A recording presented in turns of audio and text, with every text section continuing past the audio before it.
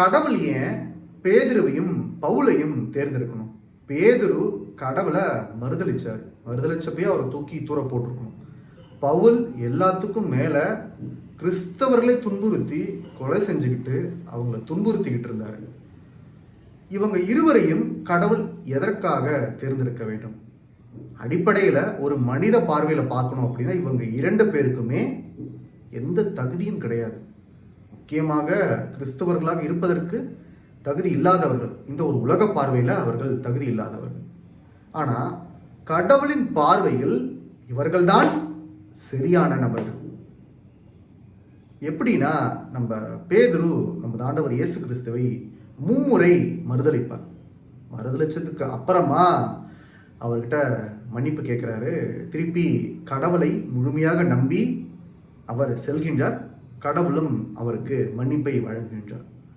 ஆனால் முன்னாடி அந்த ஒரு அப்போஸ்தலர்கள் காலகட்டத்தில் இருந்த சீடர்கள் என்ன சொல்கிறாங்கன்னா, பல நேரங்களில் பேதுரு அந்த மறுதளித்த நேரத்தை குறித்து மனம் வெம்பி அழுவார். ரொம்ப அதை நினச்சி கஷ்டப்படுவார். ஆனால் அவ்வளவு கஷ்டப்பட்டாலும் கடவுள் என்ன தேர்ந்தெடுத்திருக்காரு, நான் மறுபடியும் மீண்டெழுந்து உலகமெல்லாம் சென்று நற்செய்தி அறிவிக்க வேண்டும் என்கின்ற அந்த ஒரு உணர்வோடு செயல்படுவார். அவருக்கு எவ்வளவு கஷ்டமா இருந்திருக்கும். ஏன்னா அவர் மீட்பர் கடவுள் என்று நினைச்சுக்கிட்டு இருந்த ஒருத்தரை மறுதளிச்சிட்டாரு. அப்படி இல்லை, எனக்கு யாருன்னே தெரியாதுன்னு சொல்லிட்டு போயிட்டாரு.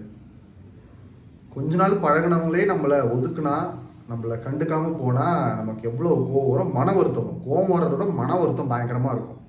ஆனா கூடவே இருந்து கூடவே பழகிட்டு இருந்த ஒருத்தர் கண் முன்னாடி எனக்கு அவரை தெரியாது, யாருனே தெரியாது இந்த ஆள் அப்படின்னு சொல்லிட்டு மறுதளிச்சுட்டு 1 முறை 2 முறை 3 முறை மறுதளிச்சுட்டு போறாரு. அப்போ இறைவனுக்கு எவ்வளவு அது துயரத்தையும் கஷ்டத்தையும் கொடுத்துருக்கும். ஆனால் எல்லாத்தையும் தாண்டி இறைவன் அவரை தகுதியுள்ளவர் ஆக்கினார். அவர் சரியானவர், அவர்தான் திருச்சபையின் தலைவராக இருக்க வேண்டும் என்பதை இறைவன் எப்போது தேர்ந்தெடுத்தார்? அவருடைய நம்பிக்கைக்காக தான்.